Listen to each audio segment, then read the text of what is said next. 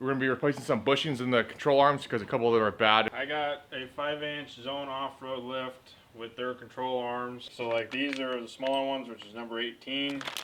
The bigger ones are 24. So we're gonna show you how to take the old ones out and push the new ones in.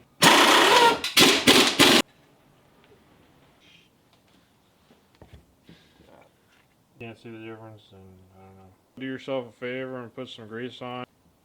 Wow.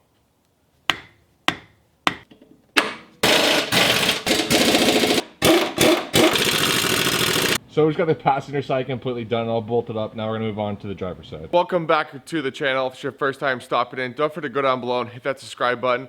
We're gonna get into part 2 of the bushing install today, and I'm gonna end the video out with a Q&A, so make sure to stay tuned.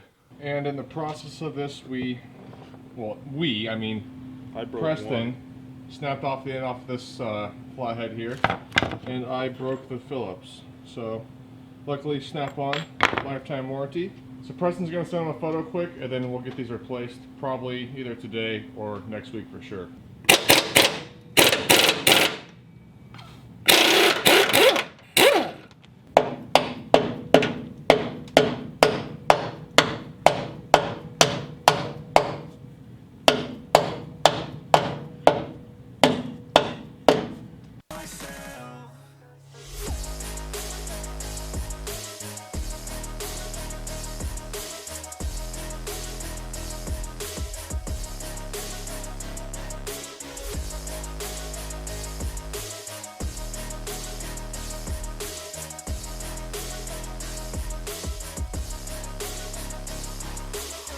Got scars, put up my guard.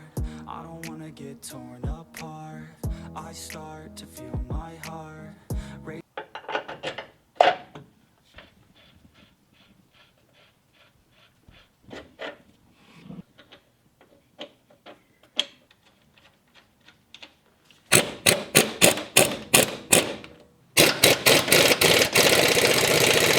So we just wrapped up the driver's side, and a while ago I told Preston to do this modification.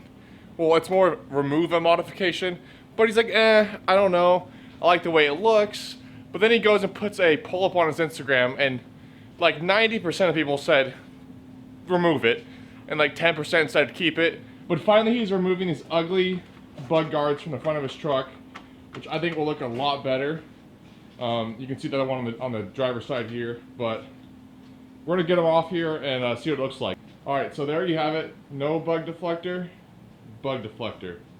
No bug deflector, bug deflector. Thumbs up for no bug deflector, thumbs down for keep it. In the comments though. Make sure to give this video a thumbs up. This is what it looks like with the bug deflectors off. Let me know in the comments down below if you guys think it looks better with them on or off. But we just got done with the driver's side like I said before. We're gonna take it out for a test drive and see how everything's working.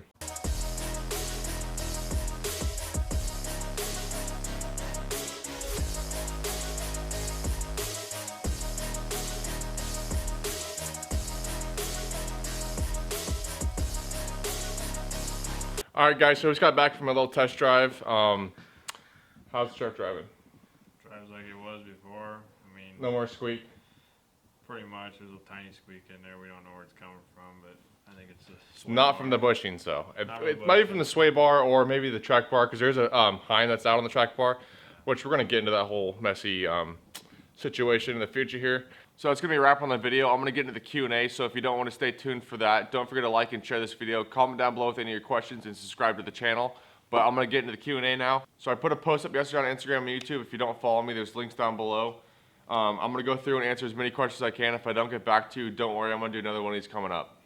All right, first question. Can we do a shoot together with both of our trucks? Absolutely. If you're in the area or ever in the area, just let me know, and we'll set something up, and we can take some photos together. And I'm always down to do a review on people's trucks, so if it's something you would want to do as well, just let me know. If you're ever in the area, we can do it. Next we got, are you going to put a valance on the bumper? Yes, I have one. I took it off. I just haven't gotten around to put it back on yet.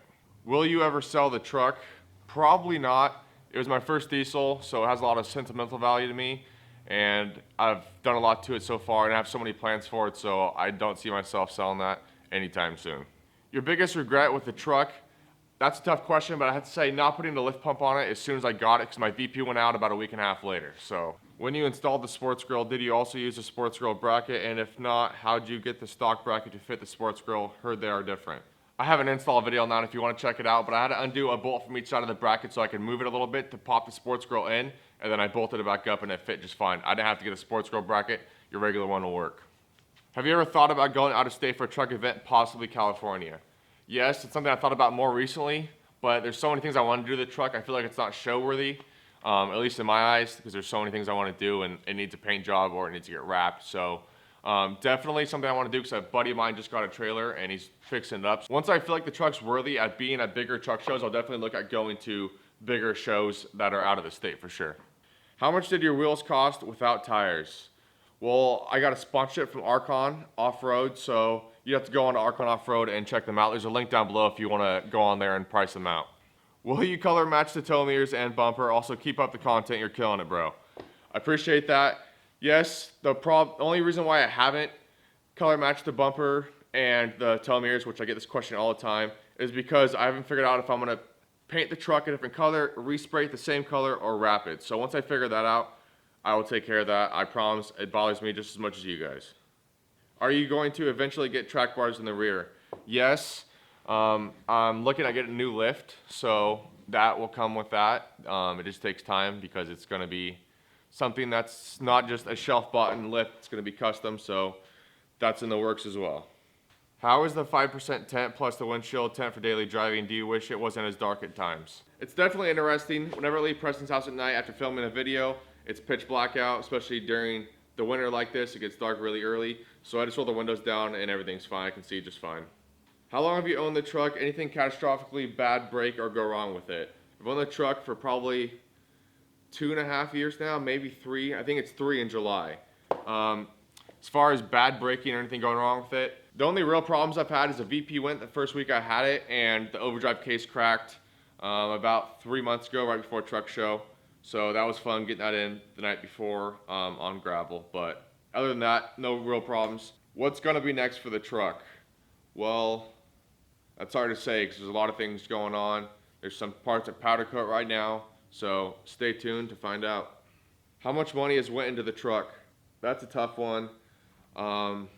Let me know if that's something you guys want to know. Maybe I'll make a video about it. Drop a comment down below. And if we get enough people, maybe I'll make a video about how much I've gotten into the truck. What would you recommend for an intake horn for a second gen? I'm running the Banks Monster Ram air intake. I think Preston's running S&B. I like Banks because they show how their stuff works versus their competitors. And I'm also running the Banks cold air intake as well. Can you recommend a good diesel mechanic in Vancouver area? Honestly, I don't know any. The one place that Preston used to go, and I started going there too, recently closed down. Someone bought the land, so he closed his business and retired. Currently, I don't know anyone that I'd recommend. Do you get any weird steering issues running no shock stabilizer? I get this question all the time. No, I don't. I actually have a shock, a really nice faux shock, and the bracket's at powder coat for that right now, so I will be putting it on, but I've had no issues with it, even going 70 miles down the freeway. No problems, no weird steering problems at all. Just don't need it. I'll end up putting it on there just, I guess, to help with the 37s, and plus I'm going to end up going bigger here once I get the new lift, but as of right now, there's really no need for it. Radius arms versus 4-link versus stock control arms. It all depends on what you're trying to accomplish and what setup you want. If you're going with a leveled or a stock height, then you can keep your control arms. There's no need to switch them. If you're looking to get bigger tires and more lift, then you're going to want to do with long arms because it'll push your front axle forward. An opinion of 4-link versus radius arms, in my opinion, 4-link looks better. That's why I got rid of my old radius arms, which if you're wondering, 4-link is just 2 separate bars versus radius arms is a full bottom bar and the top bar runs into the bottom bar. All right, this is going to be the last question. What's the lift and tire size? I'm running a 7-inch lift with long arms in the front, and I got a 5 to 5.5 lift in the back on blocks. And for the tire size, I'm running a 37, 13, 5, 26 on the 26x14 wheels. But I hope you guys enjoyed this video. If you did, don't forget to give it a thumbs up. If you're new here, don't forget to go down below and hit that subscribe button. Share this video. Comment down below with any questions. We'll do another Q&A here soon, and we'll see you next time. Nice.